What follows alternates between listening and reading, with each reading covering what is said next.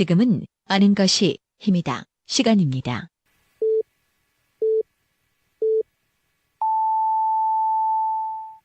Welcome to the best podcast.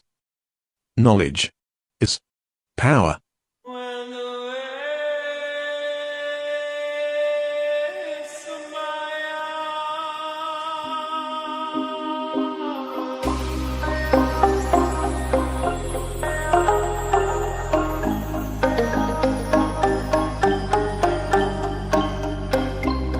여름 개편 이후 다시 인사드립니다. 아는 것입니다. 최초의 예능 팟캐스트 염살롱.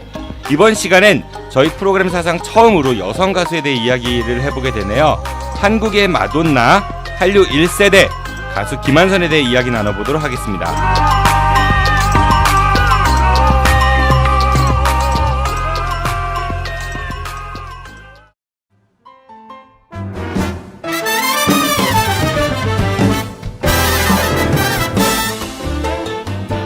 안녕하세요. 관저동에 위치한 에드엠 실용음악학원입니다. 깔끔하고 넓은 합주시설부터 개인 연습실까지 최고의 시설과 최고의 강사진으로 참 음악 교육을 실천하고 있습니다. 인성과 실력을 겸비한 차세대 뮤지션을 양성하는 데 최선을 다하고 있습니다. 아울러 공연장을 함께 운영하고 있어 여러 방면으로 많은 경험을 할 수 있도록 노력을 기울였습니다. 예술고등학교와 예술대학교 입시를 전문으로 하며 작곡과 미디 보컬 레코딩 수업에 특화된 믿을 수 있는 실용음악학원입니다. 저희는 기타와 베이스, 그리고 드럼, 신디사이저, 색소폰, 작곡과 미디 이렇게 다양한 전공 과목을 지도해드리고 있습니다. 지금 바로 신청하세요. 그리고 꿈을 이루세요. 감사합니다. 문의전화 042-541-5337.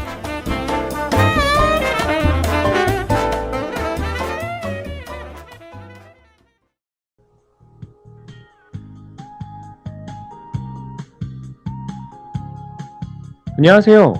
혼수, 이사, 중부권 최다 판매 매장 삼성 디도플라자 부사점입니다. 삼성 디도플라자 부사점에서 10년 경력의 혼수, 이사 전문 상담사의 컨설팅을 받으실 수 있습니다.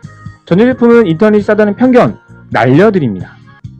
네이버 검색창에서 대전 혼수 또는 대전 가전을 검색하세요. 문의 042-282-8666 대전 중구 부사 내거리에 있는 삼성 디도플라자 부사점. 팟캐스트 듣고 오셨다고 하시면 추가 혜택도 드립니다.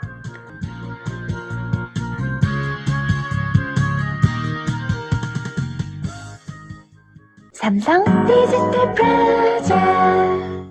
대전엔 갈 곳이 없다는 편견을 날려버리기 위해 시작했습니다. 한경수 작가와 임재근 팀장이 떠나는 띠동갑내기 여행하기.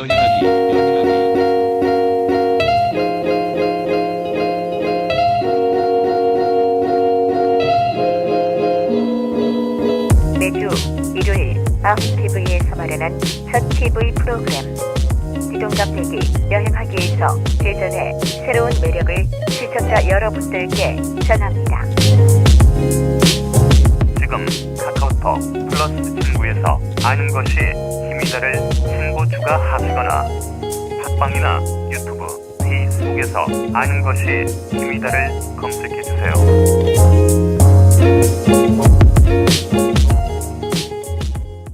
염살롱의 실세 대중음악 전문가 염대영 실장 나오셨습니다. 실장님 안녕하세요. 네, 안녕하세요.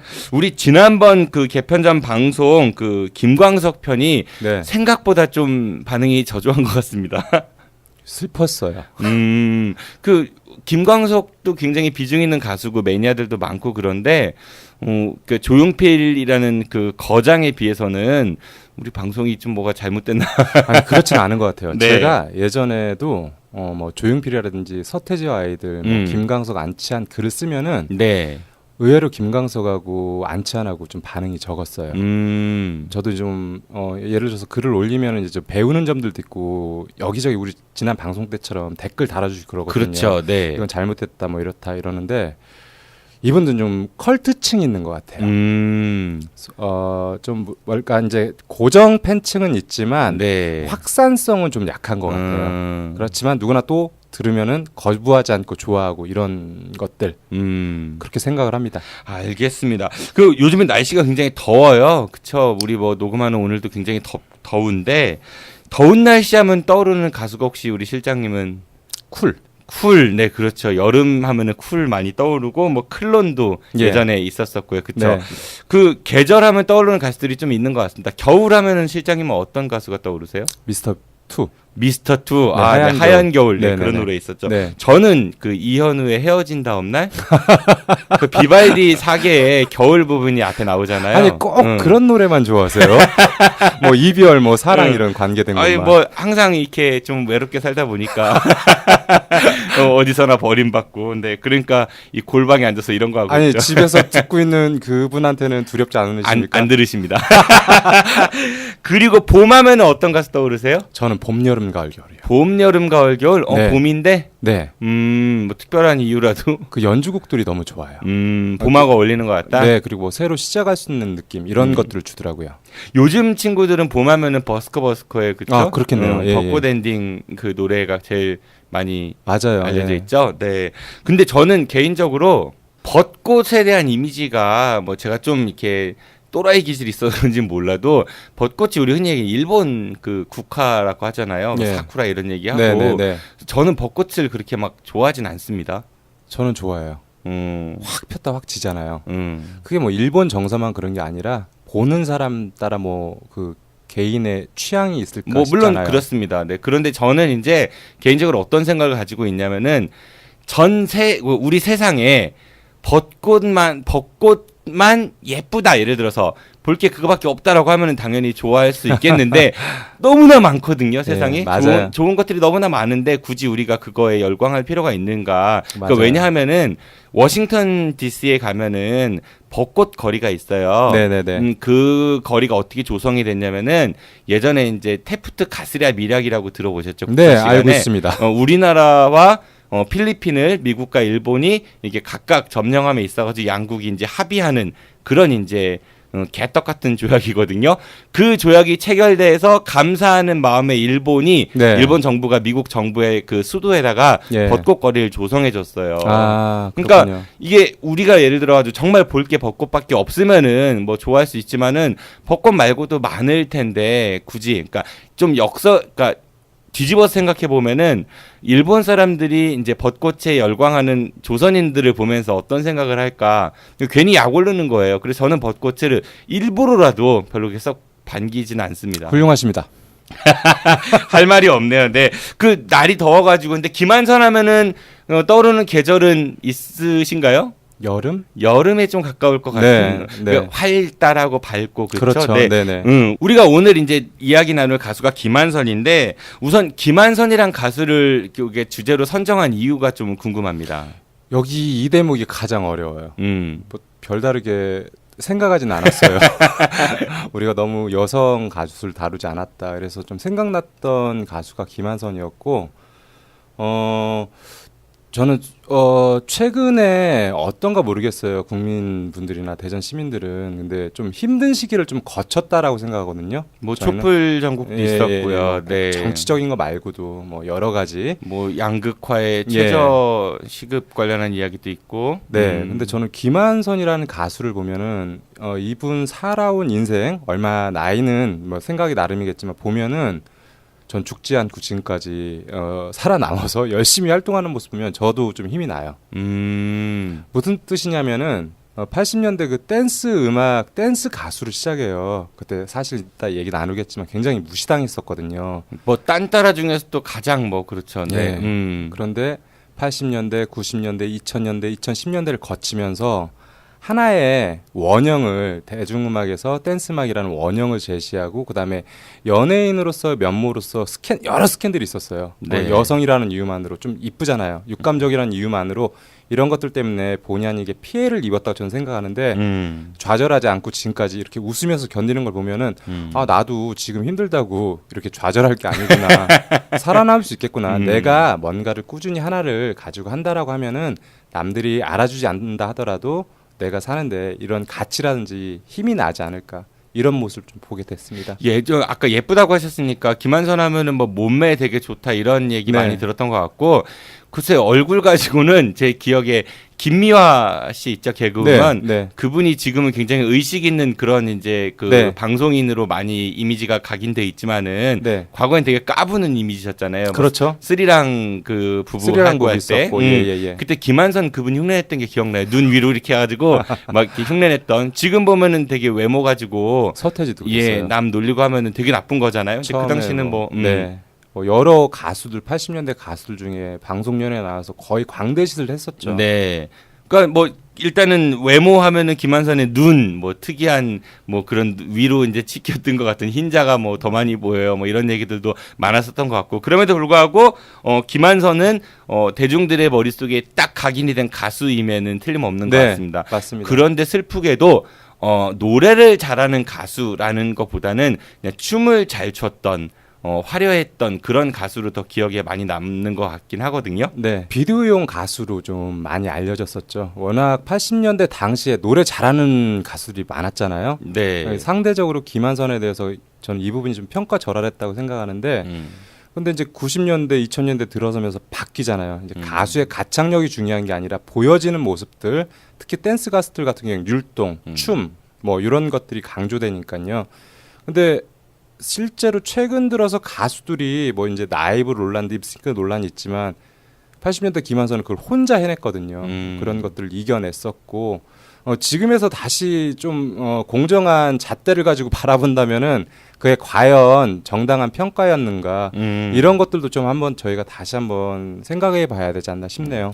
그래요. 그러면 김한선이라는 가수가 조금 전에 이제 댄스 가수라고 말씀하셨고 80년대 그 댄스 가수들이 갖고 있었던 평가절하된 모습들 뭐 이런 것들이 있었는데 김한선이 데뷔하기 전 한국 대중음악의 지형을 좀 살펴보도록 하죠. 그 당시 한국 대중음악에서의 댄스는 뭐 그냥 춤추는 곡 뭐 이 정도였던 것 같아요.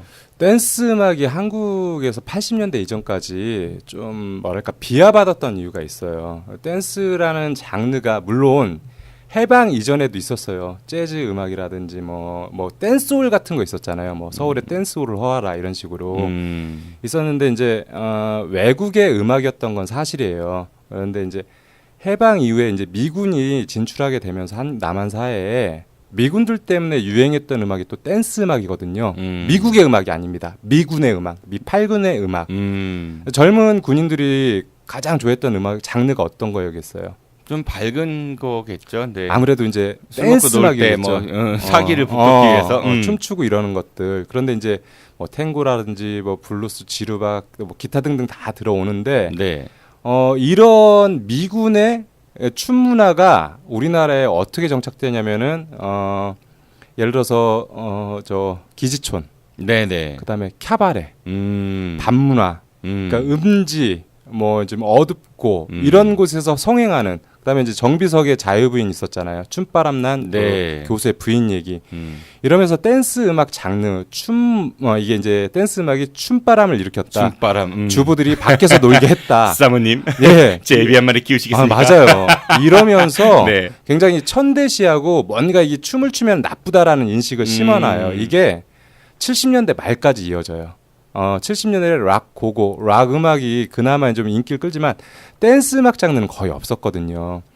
이런 댄스 음악의 장르를 80년대에 이제 주요하게 등장시키는 게 이제 김한선, 소방차, 박남정 등의 가수죠. 아, 박남정 맞아요. 그 한국의 마이클 잭슨 뭐 네. 이런 얘기 들으면서 네. 그때 문워크 같은 거 했었죠. 그쵸? 네. 네, 사람들 기억 니은 신기해가지고 춤. 네, 기억 왜 난 이리 널 맞아요, 그리는 걸까? 예. 네. 지금 들으면 트로트인데 네, 정확합니다. 달빛에 물들어도 이게 댄스가 아니잖아 근데 사실. 박남정이 뚫륭한 게 네. 이게 싱어송라이터였어요. 저는 이 박남정이라는 가수가 왜 이게 장수하지 못했는지 지금도 궁금하거든요.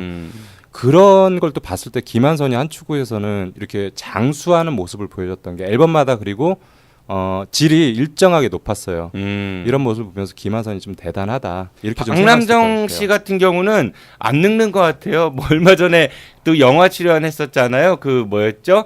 그 위험한 상견례 2에서 박남정이 이제 등장을 해요. 거기 그 저는 못 영화에 봤어요. 네. 뭐 등장을 하는데 지금 모습으로 옛날 역할로 나오는 거예요. 그래도 손색 없을 정도로 한번 찾아봐야겠네요. 굉장히 안 늙고 지금도 젊어 보이시잖아요. 그렇죠? 네네네. 네, 그 댄스 가수 이렇게 축을 이뤘던 남자는 박남정, 여자는 김한선 이랬었거든요. 네. 근데 김한선의 그러면 데뷔 과정을 좀 살펴보도록 하죠. 그 80년대 하여튼 새롭게 등장한 장르가 발라드랑 댄스라는 장르예요. 댄스라는 장르는 이제 김한선 데뷔 이전까지 디스코 리듬 계열의 그냥 이제 좀 율동하는 수준 네. 이랬는데 이제 김한선도 그 인순이야 리듬 터치의 네. 그 뒤에 백 댄서였거든요. 근데 이제 그 매니저가 이모인 한백희 씨 그 유명한 네. 그분이었는데 이제 가능성을 본 거죠. 그래서 17살 때 86년도에 1집을 발표합니다. 여기 이제 중요한 게 뭐냐면은 이 데뷔 앨범을 프로듀서하고 곡을 제공했던 사람이 산울림의 둘째 김창훈입니다. 1집이요? 네, 근데 김창훈 씨 같은 경우는 락커잖아요. 산울림의 음악은 그렇죠. 락 음악이거든요. 근데 이제 김창훈 씨도 당시에 이 한백희 씨가 이제 17살 먹은 소녀 김한선이 이분들한테 곡을 달라고 못 하잖아요. 네. 근데 이제 한백희 씨가 연예계 마당발이었대요. 그러면서 이제 김창훈 씨한테 내 조카가 있는데 곡을 좀 줘라 해서 김창훈 씨는 락커인 줄 알았대요. 락커인 줄 알고 곡을 줬는데 이제 댄스 음악으로 변모한 거죠. 1집에는 좀 락적인 지향이 강하다면은 1, 2집 프로듀서를 다 김창훈 씨가 만들어요. 김한선의 앨범을 2집에서는 좀 댄스 음악으로 좀 변형을 시키죠. 그 1집에서 나왔던 노래가 오늘 밤. 네. 나 오늘 밤은 엄청난 어둠이 예. 무서워요. 무심한 밤새 소리 구슬피 들려와. 뭐 네. 굉장히 충격적이었어요. 네. 뭐 센세이션을 일으키고 아까 뭐 눈이 네, 인자 눈 위로 뜨시고. 그러니까 이제 외모적인 것도 있었지만 네. 무엇보다도 놀랐던 거는 그 춤 사이. 굉장히 어깨가 막 자유롭게 왔다 갔다 네네. 하고. 그리고 그 쓰는 무대 그 범위가 굉장히 김한선 같은 경우에 넓었어요. 좀 분위기도 몽환적이라고 할까? 네, 예. 네, 네. 가수 이미지도 그렇고 노래 자체도 그랬던 것 같고. 네, 그 어떤 댄스 가수보다도 파격적인 이제 데뷔를 했던 거였죠. 그리고 뭐 이제 한국의 마돈나라는 그다음에 댄스 가수라는 이런 명칭도 김한선 때부터 거의 만들어낸 것 같아요. 그 전에 뭐 댄스 디스크 뮤직, 가수, 그쵸? 이제 하나의 장르에 하나의 스타가 나왔다. 우리나라에도 이제 마돈나 같은 가수가 생겼다. 이랬던 거죠. 마돈나 혹시 영어로 어떻게 발음하는지 아세요? 마돈나 아닙니까? 마돈나면 잘 못 알아들을걸요? 어떻게 한번 해주세요. 마다나. 아, 라고 합니다. 하여튼 네. 네. 이어서 이제 87년도 5월에 두 번째 앨범을 발표해요. 여기에서도 마찬가지로 이제 김창훈 씨가 아까 얘기했던 대로 이제 이 앨범에서는 나홀로 뜰 앞에서가 히트하고요. 나홀로 뜰 앞에서 네. 뭐 생각나면 나 홀로 찻집에 나와 차를 마셨네. 그거죠? 감동스러워요. 맞아요. 그래. 네.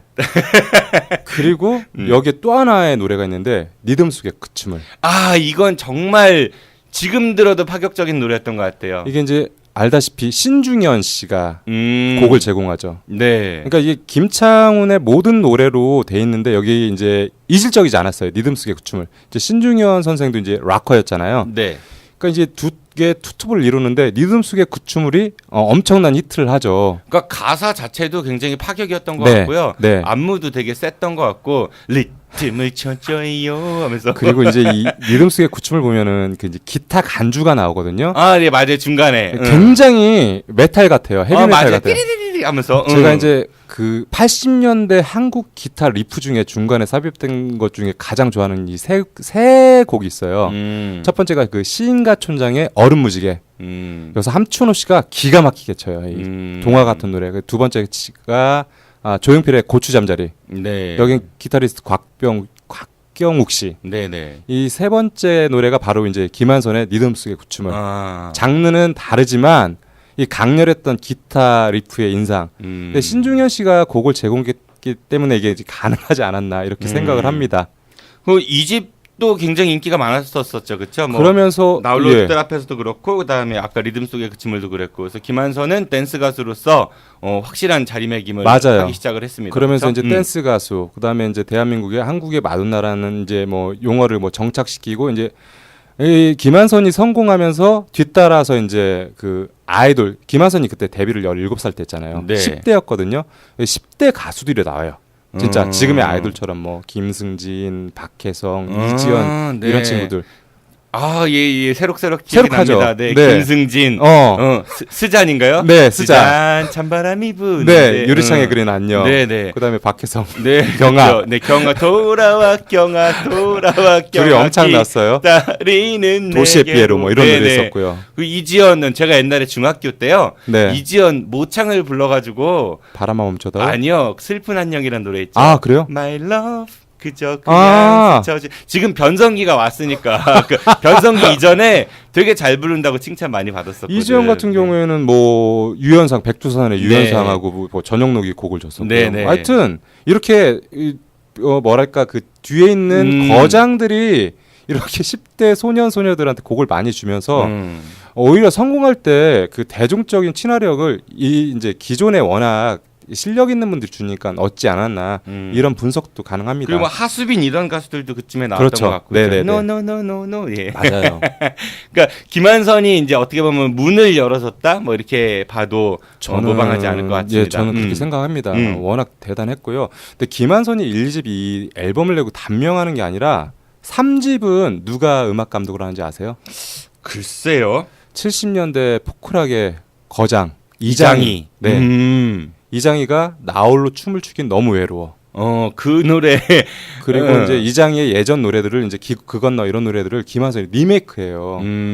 저는 이게 너무 신기했어요. 아무리 뭐 한백희 씨가 마당발이라 하더라도 김창훈, 신중현, 뭐 이장희 이런 분들의 곡을 받아서 노래를 만들 수 있고 그걸 또 자기에 맞게 소화시켰다라는 게 그러니까 이제 노래는 너무 좋은 거예요.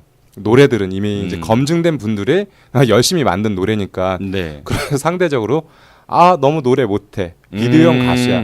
어쩌면 좀 이런 것들이 좀 아쉬운데 이걸 계속 이겨내죠. 4집에서는 뭐 박청기, 하광운, 이장희 씨도 곡을 줘요. 이러면서 이제 아까 저희 잠깐 방송 전에 들었던 기분 좋은 날. 토요일 네, 맞아요. 네, 이건 예. 박정희 씨가 만들었거든요. 그다음에 이제 이젠 잊기로 해요. 이런 노래들이 이젠 잊기로 맞아요. 해요. 나 저 이 노래 굉장히 좋아했거든요. 사람 없는 성당에서 무릎 꿇고 기도했던 거. 저는 그 성당에서 어떤 소녀를 진짜 만날 것 같았어요. 그리고 그때 술 취한 밤 그대에게 네. 고백했던 모든 일들을 잊어요. 술은 안 먹고 콜라 먹고. 맞아요. 이러면서 3년, 4년 사이에 1, 2, 3, 4집을 내는데 거의 타이틀곡들이 히트를 나고 김한선을 이제 더 이상 뭐 비디오형 가수, 춤만 추는 가수라고 이제 무시를 못 하는 거죠. 근데 이제 그 당시 시장에서는 주류 음악판에서는 김한선과 또 하나의 축이 있었는데 바로 이제 이선희였어요. 이선희는 완전 오디오용 가수잖아요. 그렇죠. 네, 비교가 좀 많이 됐었죠. 가창력이 굉장히 뛰어난. 이선희를 여성 팬들이 좋아했다면은 이제 김한선은 남성 팬들이 좋아했었죠. 하지만 하여튼 비디오용 가수로서 댄스 음악의 원형을 제시하고 꾸준히 노력했다라는 건 부정할 수 없습니다. 4집에서는 그 김한선 그 공연할 때 그 윤상하고 손무현도 같이 이제 백밴드 그 실루엣. 네. 그러면서 이제 그 문제의 5집이 나옵니다. 이제 그 기타리스트 같이 활동했던 손무현이 음악 감독을 맡으면서 90년 12월에 5집을 발표하죠. 저는 그때 제가 5집 김한선 5집 되게 좋아했었는데 그 앨범 보니까 다 작사 작곡 손무현 막 써 있더라고요. 네. 근데 손무현이 머릿속에 그려진 이미지가요. 되게 나이 많은 아저씨처럼 생각이 들었어요. 그 당시 기억에. 그래서 이 손무현이 우리 예쁜 김한선 누나를 어떻게 하는 거 아니야? 막 이런 혼자 막 나쁜 상상했었던 그런 기억이 있습니다. 손무현 씨도 그때 뭐 20대 초반 나이가 많지 않았어요. 그러니까 나중에 손무현도 이제 그 가수로 데뷔를 하잖아요. 이 이후에 그때 얼굴 보고 깜짝 놀랐어요. 손무현도 김한선 덕분에 이제 스타가 된다? 혹은 뭐 음반 제작사로서의 그 더 이렇게 앞으로 날라온. 그 이제 5집이 정말 대단한 앨범이라고 생각하는데 이제 여기 아까 우리 얘기 나눴던 삐에로는 우릴 보고 있지. 네. 이 노래가 이제 빨간 모자를 눌렀은 난 항상 웃음 간직한 삐에로. 가사가 너무 예술이야 이거는. 이 노래 하나로 91년도를 김한선의 해로 만들었다고 해도 무방할 것 같고요. 이 앨범이 80만 장인가 팔렸어요. 이 노래는 또 외국으로 수출도 돼가고 네, 그렇죠? 누군가 리메이크 됐고요. 족 무어라는 그 이태리 출신 여가수가 데이 바이 데이라는 노래로 이렇게 번안 수출도 했던 그런 노래입니다. 그러니까 이제 김한선이 그 전까지는 그냥 뭐 10대 가수, 인기 가수 이 정도였는데 이제 가수왕 후보까지 오르는 그런 영향력을 발휘하죠. 그리고 아까 얘기했던 대로 이제 해외에서 리메이크된 사례가 거의 없잖아요. 한국 가수가. 그렇죠. 우리가 번안을 주로 번안곡을 불렀지. 우리 노래가 수출된 케이스가 이게 거의 처음 아니었나요? 일각에서는 뭐 이렇게 좀 이렇게 댄스 가수 뭐 춤만 춰 노래 못해 이런 가수의 노래가 이렇게 또 번역돼서 불리니까 우리나라도 그런 거 약하잖아요. 네. 그러니까 지금 다시 보는 계기가 됐고. 그 음악평론가 박준흠 씨는 이런 얘기를 해요. 그 김한선 5집이 한국 댄스 음악으로서는 작품으로서의 완결성을 갖춘 거의 최초의 앨범이다. 댄스 음악 앨범으로는. 저도 여기에 좀 동의가 돼요.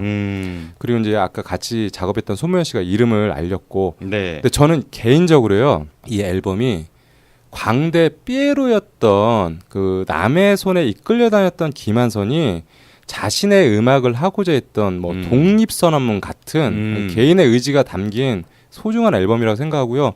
이 앨범 정말 저도 좋아해요. 개인적으로. 실제로 1집부터 3집 정도까지는 그 이모인 한백희 씨 영향을 굉장히 많이 그렇죠. 받았다라고 하면은 그렇죠. 5집에서는 그 영향에서 벗어난 네. 그러니까 그런 얘기가 있더라고요. 1, 2, 3집 보면은 김한선 노래 대부분이 키가 높아요. 네. 한백희 씨가 일부러 이렇게 키를 좀 높였다고 하더라고요. 가창력이 조금 떨어져 보여야 사람들이 더 많이 춤에 집중하고 이제 더 듣게 된다 이런 전략이 있었다는 얘기가 있더라고요. 그래서 그걸 좀 벗어나서 이 5집 같은 경우는 음색도 좀 더 김한선에 맞춰졌다고 해야 될까 그런 느낌도 좀 있고 편해지죠. 네, 삐에로를 보고 있지 말고도 가장무도회. 가장무도회. 네, 이 가사가 정말 삐에로 가장무도회도 얼굴에 뭐 쓰는 맞아요. 거잖아요. 그렇죠? 네. 해가 지는 거리는 그 맞죠? 굉장히 맞아요. 예. 잿빛 화장하고 잿빛 화장 와 노랫말 얼마나 멋있어. 그러니까 이게 뭐 광대를 좀 상징했던 거거든요. 난 광대지만 즐겁게 춤추고 노래 부르고 내 뭐 생을 찾아가겠다. 전 진짜 삐에로는 우릴 보고 있지 이거 들으면서 그런 생각했었어요. 그 당시에도. 가장무도에도 막 그 위선 이런 거 예. 사랑하지 않아도 애인 될 수 있는 네. 뭐 그런 사람들이 모여서 네. 축제를 하네 뭐 이런 내용이었던 것 같거든요. 이런 보편적인 생각들을 우리 세대 때 혹은 그 당시 김한선을 보면서 사람들이 생각하지 않았나. 그러면서 이제 대중들이 이걸 지지했고 김한선이 이제 그냥 춤만 추는 댄스 가수가 아니라 아티스트의 이제 뮤지션으로서의 이제 자질을 가지려는 이런 노력이다. 이게 이제 6집까지 이어지죠. 그러니까 이 5집에서 또 그 노래 있잖아요. 나만의 것. 네. 그것도 인기 되게 많았던 네, 것 맞아요. 같아요. 그렇죠? 근데 이렇게 한 앨범에서 90년대 초반에 1, 2, 3 쿠션으로 네. 3단 콤보. 여기 또 이장희 씨 노래도 있긴 있는데 리메이크한 노래가 노래 대부분이 괜찮아요. 손무현 씨가 정말 애를 많이 쓴 흔적이 있고 김한선도 김한선 나름대로 자기가 소화시키려고 굉장히 공을 들였습니다. 이 앨범이 한국 여성 가수 사상 최초로 100만 장 돌파했다고 하더라고요. 제가 80만 장인가 100만 장인가 저도 그렇게 알고 있는데 이제 그러니까 기존의 1집부터 4집까지 누적된 앨범보다 더 많이 팔렸다. 근데 이렇게 여성 뮤지션의 댄스 음악을 했던 가수의 앨범이 많이 팔린 적은 없었거든요. 뭐 서태지를 굳이 댄스 가수로 놓는다면 뭐 서태지 이전에 이제 김한선이 거의 처음이지 않았나. 그 이후에 이제 뭐 서태지 쿨 등이 이제 이 기록을 깨지만 네. 김한선이 그 원형을 제시를 한 거죠. 그 김한선이란 가수는 사실 우리 초반에도 이야기했지만은 그러니까 뭐 춤만 잘 추는 비디오형 가수 가창력 떨어지고 이렇게 생각을 했는데 지금 돌이켜서 생각해 보니까 가사 말도 굉장히 철학적인 부분들이 많고 그리고 뭐 가창력도 그렇게 떨어지는 것 같지 않고 그 당시 굉장히 획기적인 뭐 여러 의미가 있었던 것 같습니다. 그러다가 이제 6집을 발표를 해요. 애수라는 타이틀곡을 가지고 약간 좀 이미지는 달라져요. 뭐 이거 역시 이제 손무현이 음악 감독을 하거든요. 애수 같은 경우에 70만 장이 팔리면서 전작에 대한 인기를 이어가죠. 이어가면서 이제 김한선의 뭐랄까 이제 그 안국 같은 걸 이제 세우는 계기. 이제 난 김한선이란 댄스 가수 이제 아우르는 거죠. 다른 지형까지 이러면서 서태지 이전에 한국 댄스 음악의 한 덩어리, 한 축, 한 지분을 만드는 이런 역할을 근데 역설적으로 그 엔터테이너에서 뮤지션, 아티스트로 전환되면서부터 인기가 조금 떨어지게 되지 않았나. 애수는 전작발이 좀 많았던 것 같고. 네, 맞아요. 그쵸? 사실은. 네, 뭐 실제로 그렇게 기억나는 노래들은 많이 없었던 것 같긴 해요. 이게 또 시대 배경인 것 같기도 해요. 제가 이제 우리가 그때 조용필 뭐 김광석 방송하면서도 얘기했지만 90년대 접어들면서 완전 지형이 바뀌어요. 서태지와 아이들이 등장하면서 80년대 가수들은 청산해야 될 무엇 90년대 새롭게 나온 뭐 공일오비, 신해철, 윤상 등등 이런 이제 가수들을 지지하게 되거든요. 이제 김한선도 이제 80년대 가수를 인식한 거죠. 나이는 얼마 안 됐지만 네. 저는 좀 그렇게도 좀 보고 있고요. 그리고 김한선이 개인 스캔들에 많이 시달리잖아요. 뭐 정치인 간의 스캔들, 뭐 누구 아이를 낳더라, 뭐 했더라. 김한선 뭐 머리가 나쁘다더라. 네. 이제 뭐 김한선의 성공에 대한 뭐 시기인지 뭐인지는 모르지만 이러면서 이제 왜곡된 이미지로 많이 공격을 당해요. 그랬던 것 같아요. 네. 좀 뭐 젊은 비교적 이른 나이에 데뷔를 했기 때문에 더 뭐 네. 누가 뒷배가 있어서 네. 했네. 뭐 아까 말씀하신 정치인 아니 뭐 재계 회장님의 뭐네 뭐 스폰을 받네 이런 얘기들도 돌았던 것 같고 이게 비단 이제 김한선의 문제가 아니라 한국에서 여성 가수들 혹은 여성 연예인이 뜨면은 꼭 이런 얘기가 나오잖아요. 뭐 누구랑 뭐 친하더라, 연애를 한다더라, 막 진짜 입에 담지 못할 이런 얘기들이 뭐 지금은 조금 이제 강단 있는 여성 뭐 이제 아이돌이나 이제 가수들이 뭐 고소하겠다, 신고하겠다 이러면서 좀 그나마 좀 알려졌지만 그전에는 그냥 온팡 뒤집어 쓰는 거죠. 여기에서 좀 억울했다고 생각을 합니다. 그러니까 좀 본인의 원래 모습보다는 왜곡된 시선으로 바라봐서 피해를 당한 것도 많은 것 같고 얼마 전인가 그 무릎팍 도사 나와서 얼마 전은 아니죠. 몇 년 전 이제 나와서 여기서 이제 그 전에 있던 오해들에 대해서 밝힌 적이 있었죠. 네, 일정 뭐 부분. 이모 관련한 이야기들도 네. 한참 많이 그게 가장 얘기했었던 것 컸었고, 같았고. 예. 네. 그러다가 이제 6집 활동 이후에 90년대 초반입니다. 갑자기 은퇴를 선언합니다. 그리고 대중들 앞에서 잠시 자리를 떠나면서 대만으로 가죠. 네. 이게 이제 그 무릎팍 도사 2011년 4월에 나와서 얘기했던 건데요. 그 아시아의 스타로 만들기 위해서 이모인 한백희의 종용으로 어쩔 수 없이 은퇴했다. 그러니까 이제 이모님은 그때까지 이제 김한선을 뭐라고 할까요? 이제 조종했다고 그래야 되나요? 거의 이제 자기 아이처럼 다룬 거죠. 김한선도 이모의 뜻에 따라서 한국에서 연애 활동을 이어가지 못하고 대만으로 진출하게 됩니다. 근데 이제 하여튼 뭐 그거는 그 인터뷰를 좀 봐서 그런 거고 당시 아까 우리가 얘기 나눴던 대로 온갖 스캔들이 있었죠. 네. 그걸 피하기 위한 측면도 없지 않아 있지 않았을까라고 뭐 그런 얘기들도 있었었고 아무튼 그 무릎팍도사 나와서 한 얘기는 그러니까 그 이모 한백희 씨와의 그 애증 관계 거기에 좀 많이 초점을 두면서 얘기했던 것 같은데 한편으로는 한백희 씨가 이제 이미 세상을 떠나고 안 계시잖아요. 뭐 그분 이야기를 들을 수가 없으니까 맞아요. 이거는 뭐 그냥 그 정도로 얘기를 하고 대만에 가서도 큰 성공을 거뒀다고 해요. 네, 그 김한선이 혹시 대만 진출 이전에요. 그 한국 가수들, 뭐 일본 가수들, 그다음에 중화권 가수들하고 교류했던 장면 혹시 기억나세요? 저는 사실 대만 진출 이후에 김한선의 행적은 그렇게 딱 기억나는 게 없습니다. 이게 그 1930년대부터 바라보면은요, 막 서로 교차하는 장면이 있어요. 동아시아 3국이. 그게 이제 대표적으로 공식적으로 나왔던 게 1984년 팩스 뮤지카라는 이런 타이틀 음악 공연이 있었어요. 네. 이제 한중일 3개국의 대표들이 나오는데요. 한국의 경우에는 누구겠어요? 당연히 80년대니까. 뭐 80 조용필? 네, 조용필.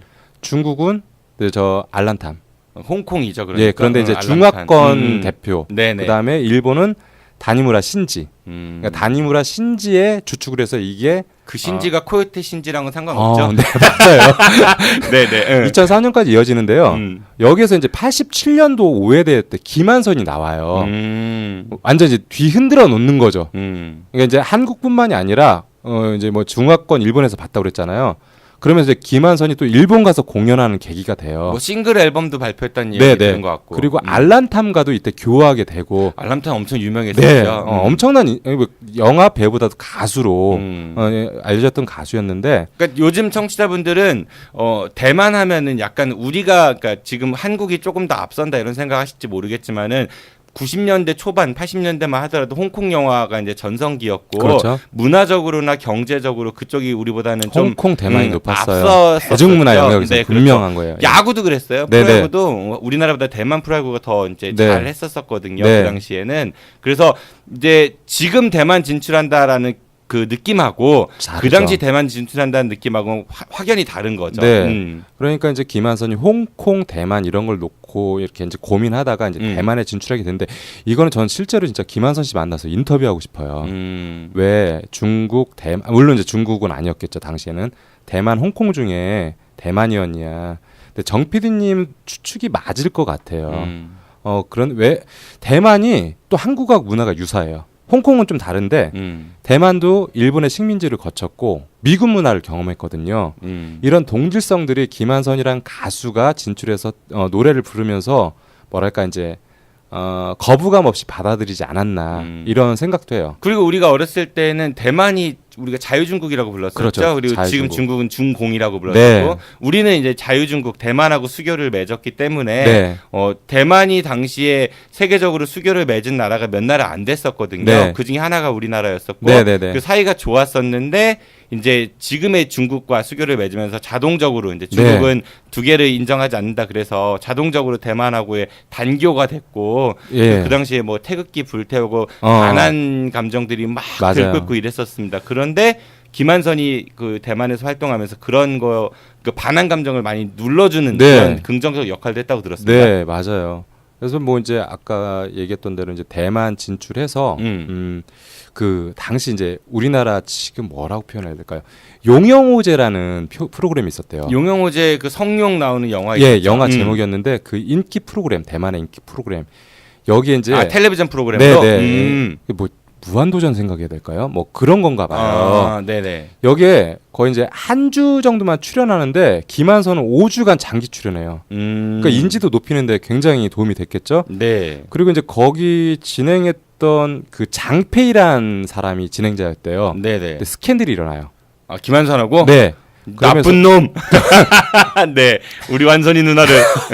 그러면서 대만에서는 형님의 여인 김한선을 이렇게 불렀대요. 그러니까 이제 뭐 이게 이제 이 스캔들도 뭐랄까 저는 좀 귀여운 스캔들이라고 생각해요. 실제 그런 게 아니라 팬들이 인정하는 그냥 이거 사귀는 거 아니야. 그런데 이렇게 그 정도로 둘이 돈독하게 친하게 프로그램을 잘했다라는 의미였고 하여튼 대만의 인기 프로그램의 메인 MC하고 이렇게 친해지면서 김한선 더 호감을 확장시키는 거죠. 여기에다가 또 알란탐하고 듀엣곡을 발표해요. 그러니까 이제 거의 시장이 형성되지 않았던 한국 가수 대만에 이전에 이제 한 분 계셨는데 이분 말고 제가 기억이 안 납니다. 김한선이 진출하면서 한국이라는 이런 나라에 대해서 뭐랄까 이제 호의적으로 알렸던 계기를 김한선이 만든 거죠. 그러면서 이제 94년부터 96년까지 매년 앨범 3장을 발표해요. 한 장씩. 근데 이게 누적 판매량이 거의 100만 장에 이르렀답니다. 대만에서도. 네, 요 수치도 좀 알아보고 싶어요. 그 대만은 사실 인구가 많지가 않습니다. 네, 그렇기 네. 때문에 엄청난 기록이라고 봐도 무방할 것 같습니다. 예, 굉장히 많이 팔린 것 같은데 이제 대만 대중문화 시장 그다음에 당시 앨범 노래 어떤 것들이 됐는지 요 부분 제가 좀 관심 가지고 쳐다보고 있는데 아직까지 조사 못했는데 어쨌든 당시에 대만에서 엄청난 성공을 거뒀다. 김한선이란 가수 때문에 이후에 이제 뭐 클론이라든지 뭐 박진영 이런 분들 진출할 때 도움이 많이 됐다고 그러더라고요. 뭐 실제로 뭐 언론에서는 김한선의 나라에서 온 뭐 네. 가수들 뭐 이런 표현도 있었다고 그러더라고요. 그리고 뭐 대만 가수들도 조용필의 친구 뭐 클론의 뭐 쿵따리 샤바라, 박진영, 허니 이런 것들 리메이크해서 불렀고요. 이러면서 이제 김한선이 현지와 위에 한국 대중음악 드라마가 이제 대만에 뭐랄까 좀 편하게 진출할 수 있는 교두부를 김한선이 만들어준 거죠. 그러니까 우리가 흔히 한류하면은 뭐 90년 후반 드라마, 2000년대 K-팝 이렇게 보는데 대장금 뭐 이런. 네, 이제 중국 시장, 일본 시장 그러는데 네. 김한선이 이미 먼저 시작을 했다. 90년대 초반에 했다라는 거죠. 물론 이제 이것저것 따져봐야겠지만, 근데 우리가 한류를 얘기할 때, K-팝을 얘기할 때 김한선 얘기는 안 하거든요.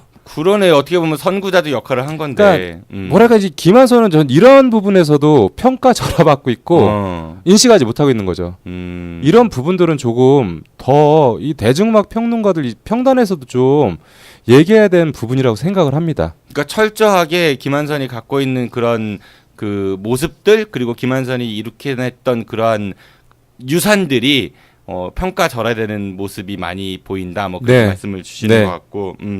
그 실제로 김한선 하면 우리 아까 뭐 오디오형 가수보다는 비디오 뭐 이런 얘기 많이 했지만은 제가 이제 오늘 방송 준비하면서 네. 과거 김한선이 활동하던 시대의 영상들을 좀 찾아봤어요. 네. 근데 생각만큼 우리가 왜 옛날 거 보면 좀 촌스러워 보이긴 하잖아요. 네, 그런데 생각만큼 이렇게 막 노출이 심하거나 그러진 않았거든요. 네. 거의 치마도 무릎 아래의 길이가 더 많았던 것 같고 반드시 속바지를 입었고 그 긴 팔 많이 입었고 네. 춤추면서도 제일 야하게 보였던 게 그냥 찢어진 청바지 네. 뭐 그 정도. 그러니까 실제로 이렇게 비디오적으로도 막 파격이다 이런 느낌보다는 오히려 무대 퍼포먼스가 뛰어났죠. 더 멋지지 않았나 그런 네. 생각이 좀 들었습니다.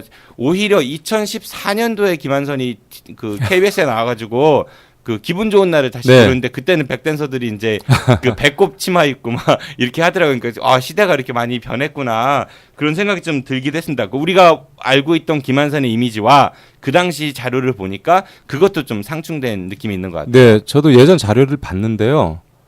보니까 저 이제 더 대단한 거죠. 제가 이제 뭐 생각하고 있던 거 이제 꾸준히 봐왔지만 그걸 이제 다시 한번 확인한 자료였는데 지금 굉장히 화려하잖아요. 조명도 화려하고 무대도 뛰어나고 이제 뭐 뒤에 백댄서들도 있고 당시에 백댄서들은 거의 그냥 뭐랄까요, 그냥 체조 수준이었어요. 근데 이제 김한선이 제조 수준. 왔다 갔다 하면서 네. 하는데 이 몸이 달라요. 이제 뭐 이제 비하하는 발언이 아니라 네. 진짜 뭐 다른 가수들하고 좀 달랐어요. 마돈나랑도 다른 것 같고 굉장히 뭐랄까 멋지다. 와 이게 춤이라는 게 대중음악 장르에서 춤이라는 게 좀 들러리가 아니라 네. 하나의 공연의 일부분이다. 이 퍼포먼스가 대단했고요. 뭐 삐에로는 우리를 보고 있지 같은 경우에 저는 보면서 진짜 눈물 날 정도로 좀 감동스러웠거든요. 스토리텔링이 있는 네. 그 무대잖아요. 굉장했어요. 혼자 그 춤추는데 그 압도한다라고 그러죠.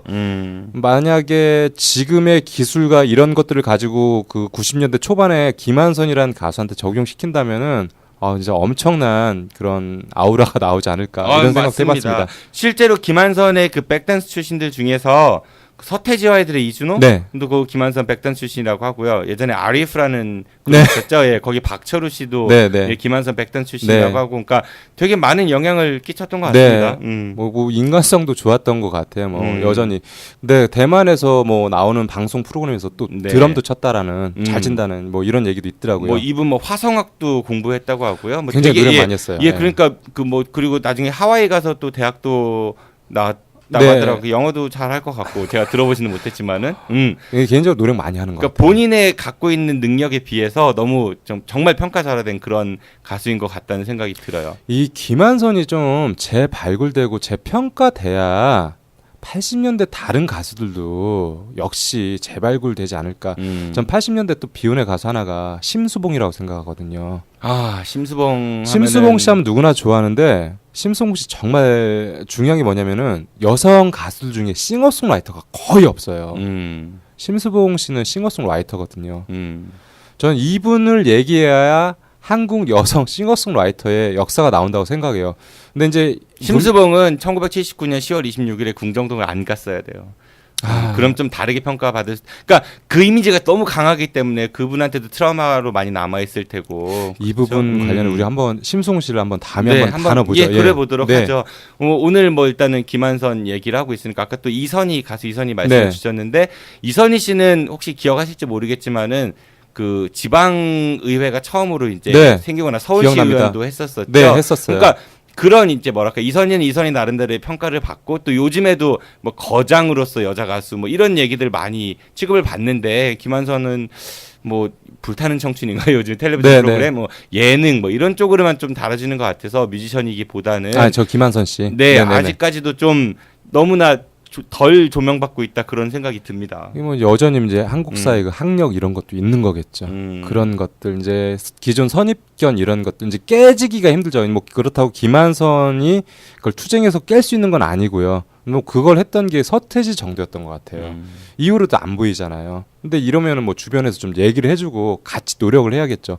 근데 김한선 씨는 평단에서 인정 안 해요. 저는 좀 이런 점이 안타깝죠. 그러니까 우리가 그 기존 과거 80년대만 보더라도 대중음악 씬만 보더라도 할 얘기가 굉장히 많거든요. 조용필이 엄청나게 영향력을 발휘했기 때문에 다른 가수들도 성장할 수 있었지만 다른 한편으로는 다른 가수들이 또한 빛을 냈기 때문에 조용필 씨도 돋보였을 수 있었거든요. 이런 의미에서라도 지금부터라도 이런 것들이 좀 재발굴되고 가수 한 명 한 명 좀 살펴봐야 되지 않을까 이런 생각이 듭니다. 청춘을 돌려다오. 안녕하십니까. 여러분은 청춘하면 어떤 생각이 드십니까? 청춘학교. 청춘학교는 배움의 열정을 가지신 어르신들이 한글, 국어, 영어, 수학도 배우고 영화, 연극, 전시회 관람도 하고 스마트폰 사용법도 배우는 열린 배움터입니다. 배움, 나눔, 행복이 있는 청춘학교에서는 배움의 열정을 가진 학생과 재능 기부를 해줄 선생님, 그리고 후원자들의 참여를 기다리고 있습니다. 학생 무료, 선생님 무료, 후원회원은 유료. 기부금 영수증 발행됩니다. 전화 042-254-2007번이나 010-6620-8255로 연락 주시면 되고요. 자세한 내용은 다음 카페에서 대전 청춘학교를 검색해 주세요. 감사합니다. 네, 이렇게 해서 오늘은 개편 이후 첫 염살롱 방송에서 첫 여성 가수인 김한선에 대해서 이야기를 좀 나눠봤거든요. 생각보다 김한선이란 가수가 한국 대중음악사에서 너무나 저평가받고 있지 않나 그런 생각이 많이 드네요.